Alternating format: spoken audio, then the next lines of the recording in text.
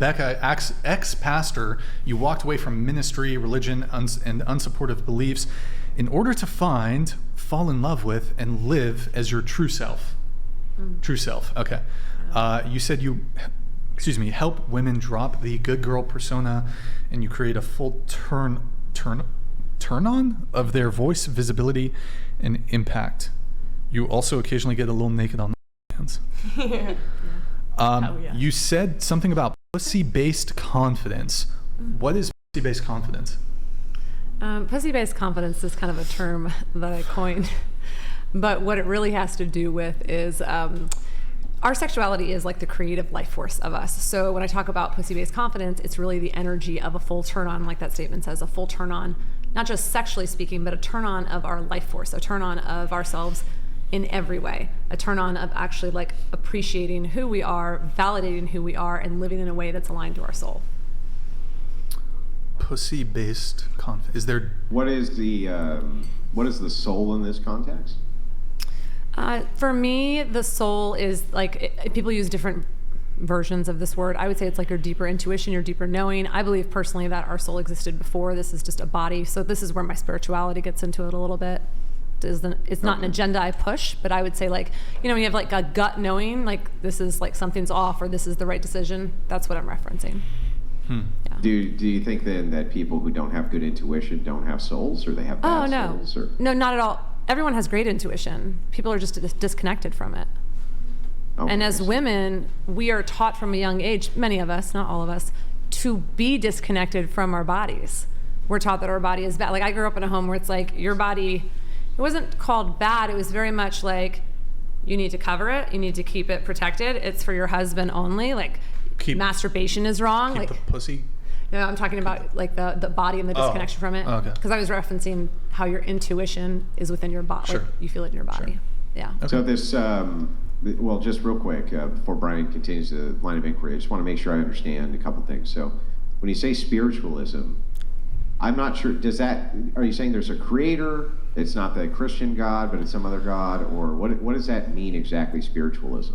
Is that for some religious archetype or witchcraft or something like that? Like, what is it? What are we alluding to for spiritualism here? Well, I didn't say spiritualism. I just said I'm spiritual. But when I'm talking about spirituality, for me, that's spiritualism, right? I mean, sure. Yeah. Go ahead. I'm just referencing, for me, some form of a higher power. For me, it feels more like energy. That's how I would reference it. Yeah. I think for everybody, it's different, right? For me, for years, I had the lens of Christianity on. What I mean by that is I had supernatural experiences for many years, and I look back now and it's like, oh, because I'm not a Christian anymore, they weren't real. No, they were real. They were very real. They were real through the lens of my Christian world-view. And you take that lens... Ghosts and stuff like that? I never called them ghosts, but yeah, I mean, I feel like we're getting off track. Well, we're not. I'm just clarifying, right? Yeah. I just want to understand exactly what it is that you're saying when you use these terms, right? So for me, I think you understand what I mean when I say Christianity anyway. For sure. But if you ever want to clarify, I can clarify it for you. But when you say spiritual, right, it is important for me to understand what you mean by that. So if you're saying, well, there's some kind of grand archetype, I'm not sure what it is, or some type of deity, perhaps, I'm not sure what it is, or the supernatural does exist, I'm just not sure what it is, that all forms into that worldview that you have. And so that's what I'm interested in, is kind of seeing what that is, you know what I mean? So I can understand. Sure. That's not something that I push. Yeah, that's not something like I push as any type of agenda. For me, it goes back to like the intuition. So as a coach, one of my main goals, if I have any really, is to bring the person back home to themselves. So I'm not going to tell them what to do. I think that people can come back to a deeper knowing. It's just that you have to actually start getting the layers of programming and conditioning off you first. We're all brought up in some type of programming. Isn't what you're doing programming and conditioning? In what way? Well, you're programming people that they need to come back to a deeper sense of self, and that there's a deep sense of intuition, which is spiritual. Yeah, you can call it that. So it's absolutely. So, I mean, it's programming too, right? Sure, except there are no staples of beliefs that I'm telling them to go to. I'm bringing them back to themselves. Yeah. Well, sure, you can call it that. If there's no staple of belief, what are you bringing them back to? Their own intuition, their own knowing. That's like one of the I'm sorry? Wouldn't that require belief? It does require belief. Yeah, so then it sounds like it's dogma. Sure. Whatever makes you feel good about calling it that. I have a quick question. Yeah. Are you just teaching people to love themselves, or So like, you're asking like with the coaching? yeah, is it Yeah, like, so I do a lot of confidence coaching for entrepreneurs. So it's actually like, this is not even a lot of what I do with coaching. So that's why I felt like we're kind of off track. Of, You like, describe I'm yourself. trying to- No, go ahead. Go ahead. No, I was trying to understand what exactly it was that you do. Like if you're just teaching, because what did you call it? Pussy power? pussy-based Yeah, pussy-based confidence, Are you like teaching people to go out there and use their pussy to like love themselves in a sense? I wouldn't like- word it that way. No, I'm getting them back in touch with who they are, and part of that is their sexual creative power. But really, we're doing a lot of work with mindset, with somatic elements, because your nervous system, if it's not on board, you're not going to change your mind. So there's a lot of. But like, is it per one partner, or you're saying people? Oh no, should this kinda- isn't like about. This has no agenda like separate with like people having sex with sex. people or anything Okay. like that. No. Okay. Mm-mm. Yeah. You Great describe question. yourself as a baddie? A baddie? Yeah, I think I saw somewhere you describe yourself as a baddie. Absolutely. Yeah, definitely. I don't know. I have some thoughts on this because I've seen other women like self-describe, like baddie, boss babe, bad bitch, whatever it is. I feel like women who self-refer to themselves, and it's kind of like guys who call themselves alpha male.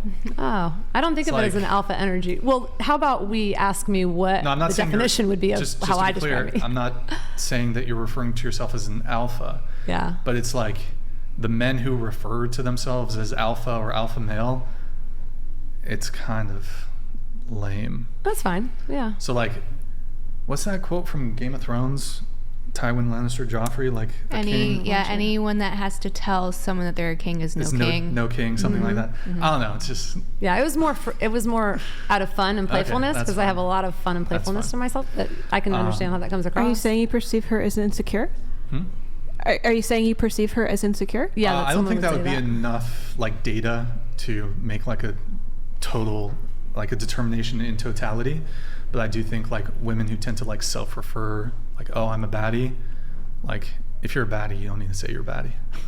And it's not so much like, it's more so I draw a parallel to like the guys who call themselves alpha males. Like, it's just kind of like, do you guys think that's like attractive? If a guy calls himself an alpha male, like it's just kind of, you know, It doesn't really have right? to be You don't said. you don't feel a type of way about that. I do. Yeah, I hate it. I wonder if there's And are like they actually alpha They're males? usually never. Right. Usually never. I don't know. Oh, did you have more, Ayla? Or you that's wanna- just a bit of a. I feel like there's like I think it's like fine if you view her as insecure, and for what it's worth, I don't know if you are or not. Yeah, that's fine. Oh, I mean, I But- wasn't even making a claim like that. Okay, but- I just was wondering. I wasn't sure if like when you were responding to me, you Mm-hmm. were like kind of feeling like maybe like you're not supposed to like say that directly or something. So Oh. I just want to say that I wasn't feeling like I was trying to trap you or anything. I was just generally Oh, okay. curious if that was how you felt. Mm. But that's fine. It's not a big deal. Yeah, I can't make a determination on that specific thing just on the basis that she referred to herself as a Yeah. baddie. But I mean, I was just making the parallel to like the whole thing where guys call themselves alpha Yeah. or alpha male. You have a daughter, right? I have 2 daughters and a son, $2 in the son. And how old is she? 19, 18, and 13. Okay. And like, would you want her to do OF? If she felt it was aligned for her, but I don't push it. Okay. All right.